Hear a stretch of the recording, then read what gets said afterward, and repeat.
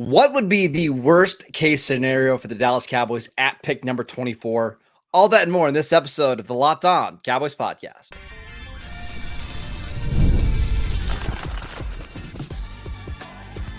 You are Locked On Cowboys, your daily Dallas Cowboys podcast. Part of the Locked On Podcast Network, your team every day. Welcome back to the Locked On Cowboys podcast, part of the Locked On Podcast Network, your team every day. We'd like to thank you for making us your first listen of the day. Today's episode is brought to you by Gametime. Download the Gametime app, create an account, and use promo code LOCKEDONNFL for $20 off your first purchase. I am your host, Marcus Mosher. You can follow me on Twitter at Marcus_Mosher. Joining me today, as always, is Landon McCool. You can follow him on Twitter at McCoolBCB. We are answering your Twitter questions with, what was it, like 9 days to go until the NFL draft. We're down to single digits. It's a lot of fun. First question, Landon. And actually, we've got this one from several people, but we'll use Zach Pounds here, wants to know, what would be the absolute nightmare of a pick for the Cowboys at number 24? It's funny that we got this, honestly, because I actually was on Foots to King's show last night on YouTube. If you guys get a chance to go check it out, he asked me this exact same question. He said, but he phrased it as, "What would be the pin throw moment at 24?" Right? And for me, it's not a player; it's a position. Like if the Cowboys took a safety at 24. Which, again, you and I have talked about. There's been kind of whispers by some folks who are convinced that that's the case, or that there's interest there, that they were looking at safeties. Safety to me is the one position where I would have a really hard time, no matter who the prospect is, of justifying that pick at 24. Simply because it's the one position where you feel like you have a full set of starters, a third safety you like a lot, and then maybe a fourth or fifth safety that you would also like to get on the field, right? Well, we should also mention there was a couple reports out this week that it sounds like Marquise Bell is moving back to safety. So that gives you Malik Hooker, Donovan Wilson, Wanye Thomas, Marquise Bell at safety. Like, you don't need any more guys. What are we doing here, guys? Like, yeah. So unless you're moving half of the rest of those safeties to corner, which, I mean, who knows at this point. The thing about that one, though, is, Landon, like, we haven't got any indication. I mean, I know there's been people talking about it, but, like, have they had any 30 visits with safeties? I don't think anyone that's like, any actual, like, we talk about it all the time, right? Don't listen to the words, watch their feet, right? I haven't seen any movement from their feet towards the safety, right? So it's mostly just been like whispers, and who knows if it's chum or if it's just, people speculating. I don't know, but that is hearing that, like, makes me pull my hair out. This is the one year where the Cowboys have very well defined, more so than normal, very well defined needs going into this draft. They're going to have to come out with. Safety is not only not a need, it is the one position, in fact, that you barely have room in the inn if you added anybody. I thought my answers were going to be worse until you brought up safety, because as you said it, like, my stomach dropped a little bit. So yeah, that is the worst case scenario. I will say that. The other two for me, their worst case scenarios because of the positional value. I'll start with running back. I don't see a first round running back in this class, although we both really like Jonathan Brooks. It's somebody the Cowboys have a lot of interest in.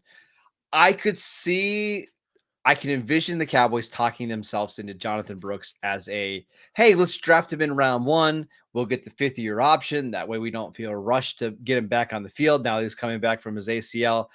I think I could theoretically see that.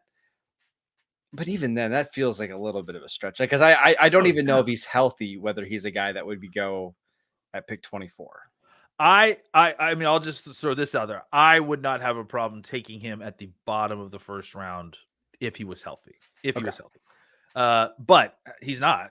So, like, that's why I'm taking him around later. And yeah, I mean, I understand the idea of, like, wanting that 5th-year option, but I mean, the 5th-year option for a running back even is probably, even at 24, is probably a lot of money to pay a running back, right? Well, it is, but I mean, it actually has gone down a little bit the last couple of years because of the contracts. Because of the contracts, but it's like, am I really making a pick because of an $8 or $9 million deal at the end of a contract? I don't know. I mean, I like Brooks. I was doing some research on Brooks for the Locked On Dynasty podcast, which you should check out. Check that out. His senior year in high school, he had 3,500 rushing yards and 70 touchdowns. That's which pretty good. It's not bad. It's Average good. 12 yards a carry.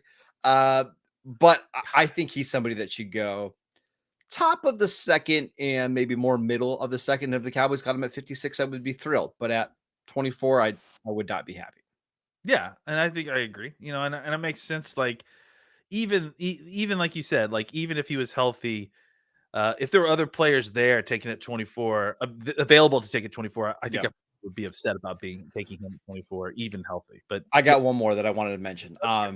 Edgerrin Cooper. I think a lot of people have him as the top linebacker in the class. I know some draft analysts have him as like a top 30 player in this class. The Cowboys have a well-defined need at linebacker. So I could theoretically see them saying, hey, we took the best player at a position of need. I wouldn't be happy with that pick, but I think I like that a little bit better than the running back, but it's still, to me, that's like the worst case scenario. Yeah, I definitely would like that less than taking Brooks, and pretty significally. To me, you're not as big on Cooper though. You like Peyton Wilson better.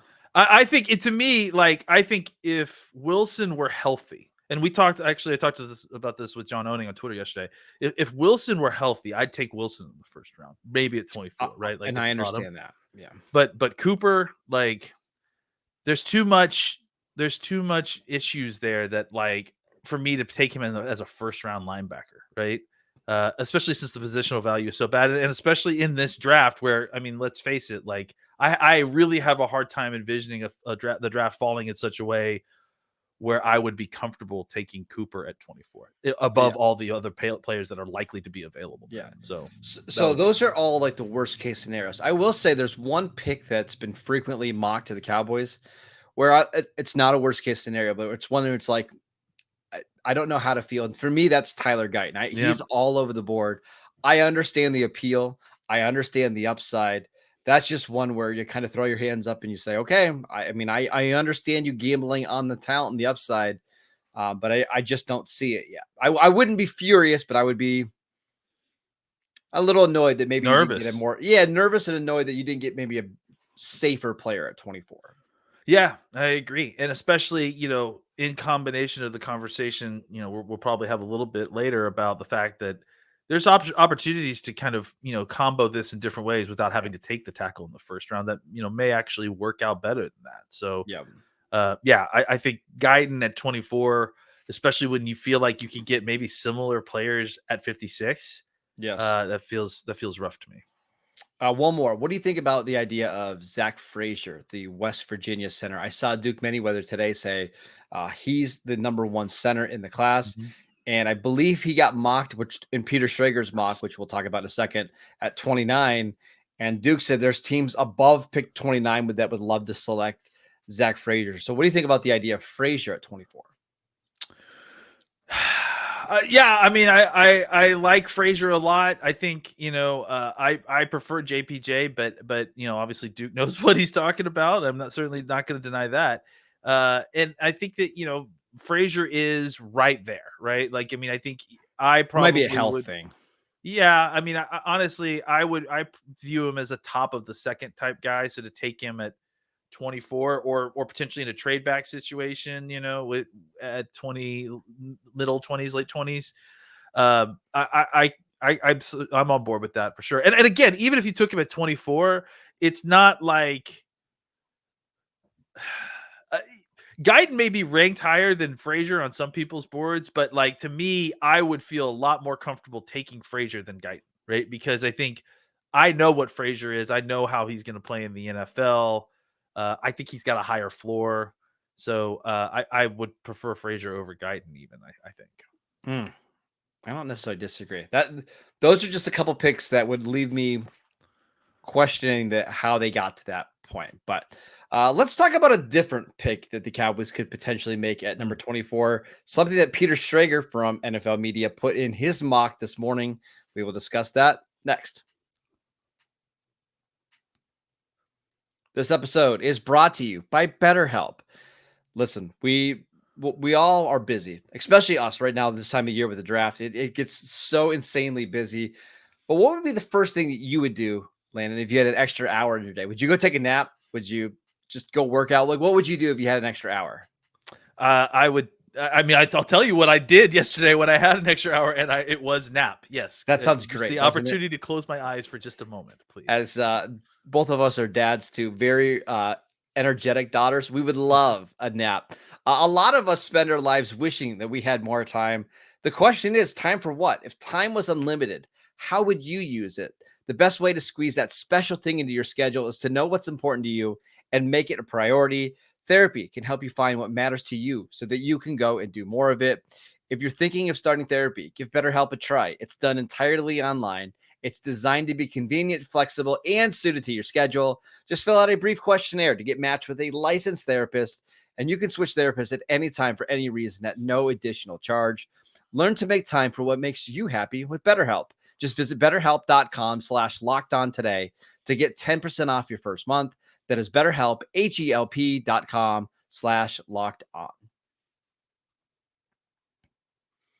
Welcome back to the Locked On Cowboys podcast. It's Locked On NFL Mock Draft Live coming on April 17th. That's tomorrow at 7 p.m. Eastern, streaming on the Locked On Sports Today 24/7 streaming channel on YouTube or on the free Amazon Fire TV channels app.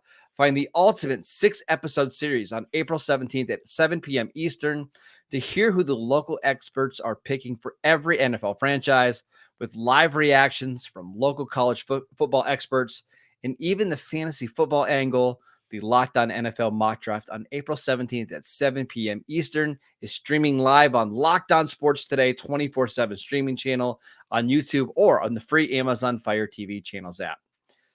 All right, Lena, let's talk about Peter Schrager's mock draft, which has historically been one of the more accurate mock drafts, at least the last 5 or 6 years. He's pretty plugged in. He doesn't put out a lot of this stuff for fluff. He did put Xavier Worthy, the wide receiver from Texas, to the Cowboys at pick number 24. What was your initial thought? I think my initial thought was that I would be pretty shocked if this happened. You know, I mean, I think I like Xavier Worthy, and I don't necessarily hate him as a, first round pick, bottom of the first round pick. I think you see the numbers that he put up at the combine shows you kind of really unique athlete, right? I just think that it feels, especially with the reasoning there, like he mentioned the CD Lamb contract as part of the reasoning, which to me that did not ring true at all. No.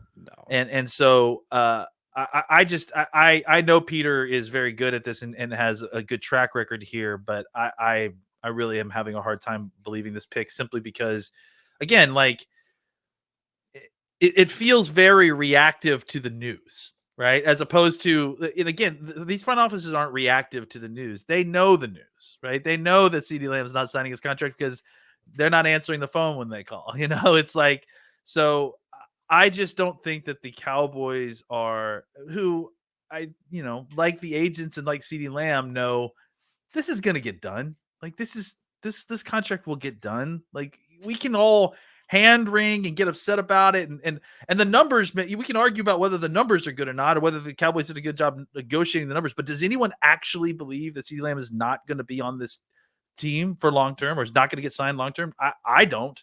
And I'm sure most folks don't. So keeping that in mind, this felt very reactive to the CD Lamb's news, as opposed to a good fit necessarily for what the Cowboys are trying to do. Right. I do think that Xavier Worthy works because he's a speed guy, and I think he has a fit in this team. That part does make some sense, but I think it doesn't make necessarily sense as compared to what the Cowboys have been looking at in their 30 visits, at what the Cowboys have been, how the Cowboys have set themselves up this offseason, for drafting. Nothing else except for the news of CD Lamb not signing yet points towards this pick making a ton of sense, honestly. So here's my guess as to what happened, Landon, is that Peter got word that Xavier Worthy is going to go, let's say, somewhere in the early 20s, yes, right? And he's just looking at potential teams that could maybe draft a receiver. And the Cowboys have done some work on receivers. I believe was it AD Mitchell was somebody they've shown interest in. They've looked at receivers for sure. Right. So my guess is that he had a GM say, hey, make sure that Xavier Worthy is in the top 25 of your mock. Like he's going in that range. So he slotted them into Dallas without thinking too much about it. Like, and that's fine. Like a lot of times for me, mock drafts aren't about, okay, what players landing with what team. It's where could these players potentially go? So to me, this makes sense, right? It's like you have these players, you have an idea where they want to be, you want them to go, generally speaking. Sometimes you're looking for dance partners as opposed to actual good fits. Correct. That makes sense. Because I could see Xavier Worthy going to Miami at 21. I think Philly at 22 makes some sense. Whoever acquires that third pick from Minnesota when they trade up for a quarterback could look at Xavier Worthy. Green Bay at 25 might even be interested. So I fully believe that Worthy is going to be drafted around where the Cowboys are, picking. So that makes total sense for me. I think if the Cowboys were to draft Xavier Worthy, you're not doing it with the idea of he's going to replace CeeDee Lamb. It's you're bringing him in to be a tandem with CeeDee Lamb. And to be honest with you, Layden, I kind of like it. Like this is the kind of receiver I would like to pair with CeeDee Lamb. I know I'm a little bit higher on Xavier Worthy than most are. But it's just pretty rare to find the guys that are running in the 4.2s that are somewhat natural receivers who have produced at 3 years at Texas. And he's only 20 years old. So I know people are concerned about the weight. He's 166 pounds. I got to believe you get him into an NFL weight program. And by the time he's 23, 24, he's going to be 180 running a 4.2. And those guys are just pretty rare. Yeah. I mean, listen, I got nothing against Xavier Worthy. And I certainly have no issues with having Xavier Worthy on our squad. I think it's the reasoning and it's the thought process that I more have issue with. Right. And frankly, if the Cowboys were able to find a way to make it work with Xavier Worthy the pick at 24, then I'm certainly not going to be upset about the player, but I have concerns about their ability to kind of get out of the draft with the rest of the players that they need, especially while missing a 4th round pick. So, I mean, I think, again, I think we've laid it out. My issue is only with the kind of reasoning here, and it just doesn't feel like the Cowboys are setting themselves up to take a wide receiver in the 1st round necessarily. Just in case you aren't super familiar with Xavier Worthy's game, here are his stuff, his advanced numbers via PFF from the last season. 28th percentile receiving grade, that's pretty low. However, 90th percentile in separation percentage, 53rd percentile in yards per route run, 83rd percentile in yards after the catch. Like this is somebody who gets open a lot and makes plays after the catch. Generally, those guys are pretty hard to find. So I understand the concerns that he's not big. He's not a contested catch receiver. But man, he can fly. And he's not just a one speed guy either. He's very quick. I really like him. In fact, if the Cowboys drafted him at pick number 24, not only would I be not upset, I would be pretty happy. I think he's an awesome, awesome player that reminds me a lot of early career Deshaun Jackson. You remember how annoying Deshaun Jackson was? Yeah. Every time the Cowboys had to face him, it would be nice to return the favor to Philadelphia every once in a while. Yeah, and Washington and every other team that except for the Cowboys he played for. I listen again.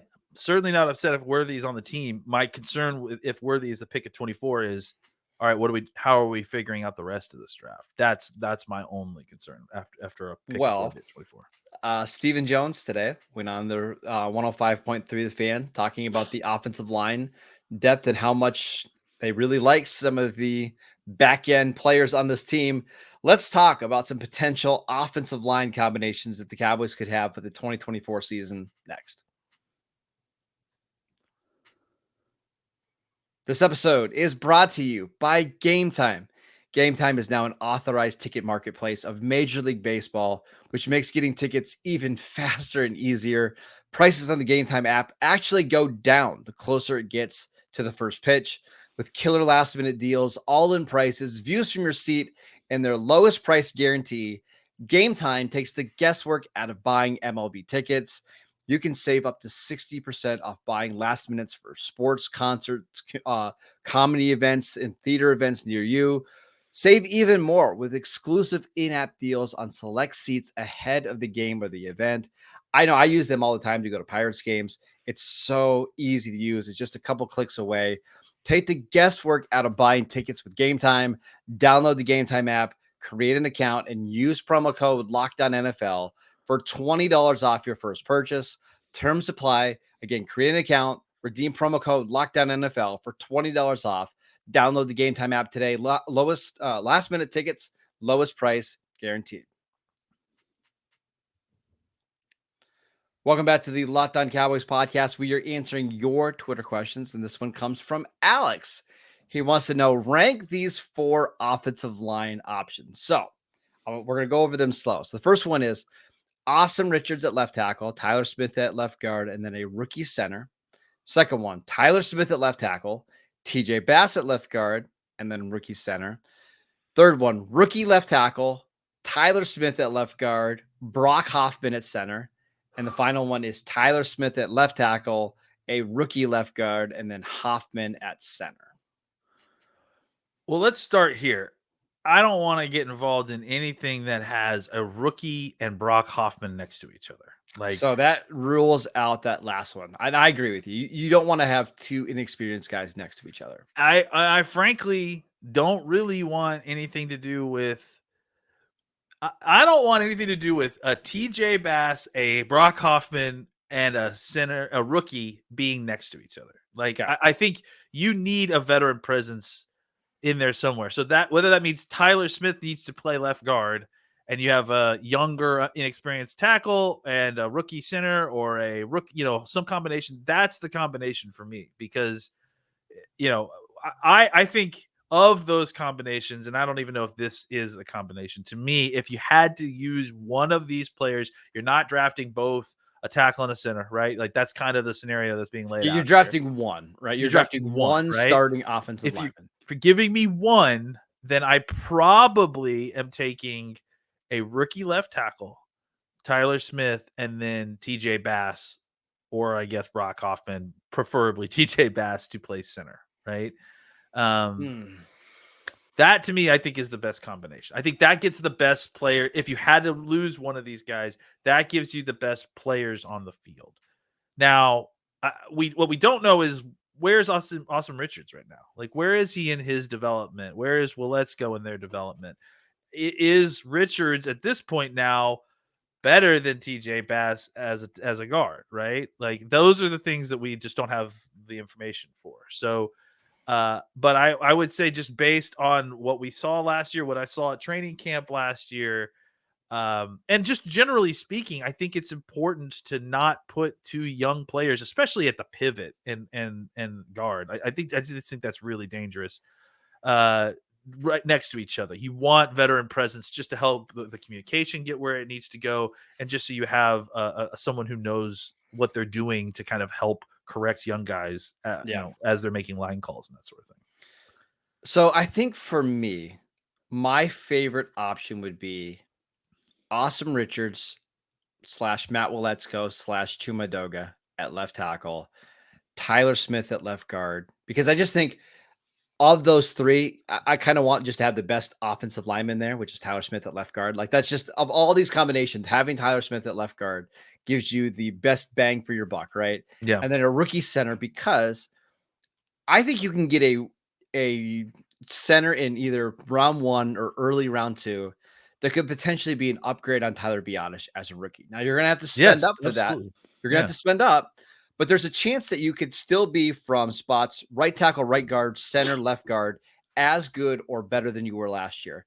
Now the issue comes down to left tackle, which you're not going to be as good. However, if you have Richards, Willetsko, and Udoga, maybe one of those 3 don't or pan out, right? Maybe one of those 3 develops into a slightly below average starter at left tackle, and you're still okay on the offensive line. If they don't, there's still other options out there to help you fill that spot for a year, whether it's maybe you go after David Bakhtiari to see if he can try to play one more year. Maybe you go sign Donovan Smith, who played for the Chiefs last year. Maybe you go see if Mekhi Becton can stay healthy for a 10-game stretch. Like at least I think there's some options out there. And maybe, and maybe you try to, finish your offensive line in 2025. But to me, that's probably my favorite option. Yeah. I mean, I will say this, like, as far as like realistic choices, like if you can figure out the Awesome Richards, if you can figure out left tackle, I do think that you're going to get better bang for your buck taking a center at 24 than a tackle, right? I would Obviously, agree. you'll probably get the best center or second best center in the class. Tackle at that point, you're getting tackle 7 or 8, right? And they're likely a developmental player that you're still going to have to start and still going to have to throw out there, but they're going to take their licking earlier. I think if you can convince yourself, or if you have convinced yourself that Awesome Richards or Let's Go has gotten to yourself to a point where you can get by with that, and in some combination of Chuma Doga as the kind of fallback situation, I definitely think it does make more sense to draft a center at 24. However, I think it's such a high risk situation that you almost feel like you have to play it chalk, right? I almost feel like I got to take a tackle here because Well, I have to solidify that position. So one I, of the I, reasons, though, Landon, I like the idea of drafting a center early is because I just think it gives you other options. For example, let's say pick your center. Let's say it's Graham Bart at 24 and he's your starting center. Yeah. And you get to camp and it's just so clear that your left tackles aren't good enough. I think the idea of Barton, TJ Bass, and then Tyler Smith at left tackle, it's not my favorite, but at least it gives you another option. I'm not sure what you do the other way. If you draft a tackle and you just figure out your center spots atrocious, and Hoffman and Bass aren't ready to do that. Like, there's just not centers that are out there in free agency the way they are tackles. Like, it's really, really hard to find a quality center. And and this is why I think the Cowboys are going to end up taking one of each because I think that neither one of these situations is ideal, and I think that it's not like it's not possible, right? Like it's totally possible if you sequence it correctly to go either way. Really, it's to get center first or tackle first and still get a quality player at the other position, a round or two later. So the way that this becomes not so tenable and not so easy to do is if you take a player like Xavier Worthy at 24, then it suddenly becomes a pressing situation. You feel like you've got one less bite at the apple to get a starter at the position. Sure. And that's when you need to have these kind of contingency plans of, this is what we'll do. And this is what we'll do if we take a wide receiver. I will say this, though. I have to throw this out here. I don't think it's coincidence that Schrager, who is very tapped into GMs, right, puts out this mock draft with the Cowboys taking a not offensive lineman, right?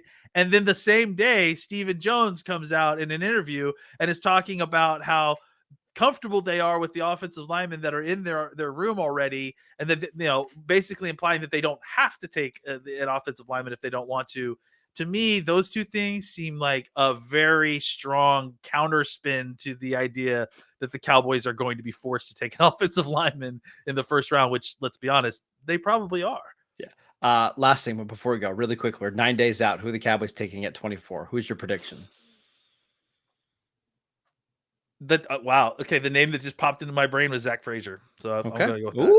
Oh, okay. I don't know where it came from. I just like it's. Okay, I like it. It's the first name that came in my brain, so we're going with that. There's some kind of voice from beyond that's sending me the information. So take it and make your bets. Dane Brugler's mock draft comes out tomorrow on The Athletic. He's been very plugged in for the Cowboys the last several years on what they want to do in round one. I think that'll be a good little sign as to what might happen in Leighton Vander Esch is going to be. Tyler Smith was another guy that he had mocked to the Cowboys, so we shall see it. That is it for today's show. We want to thank you for making Locked On Cowboys your first listen every single day. Go check out the channel on YouTube. We post videos every single day over there. Go download the podcast wherever you get your podcasts. Follow Landon on Twitter at McCoolBCB. I'm at Marcus_Mosher. We will see you right back here tomorrow.